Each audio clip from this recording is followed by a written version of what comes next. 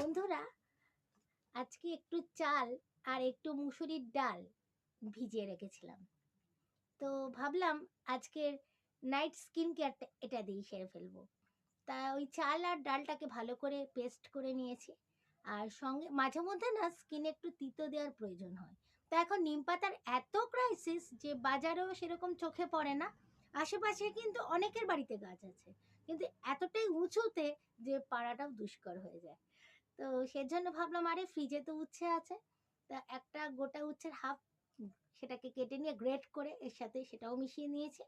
তো ফুল ফেসে অ্যাপ্লাই করে নিয়েছি। এটা যখন শুকিয়ে যাবে তখন ভালো করে এমনি নর্মাল জল দিয়ে ধুয়ে নেব। আর আমার পছন্দের যে কোনো একটা ময়শ্চারাইজড ফুল ফেসে অ্যাপ্লাই করে নেব।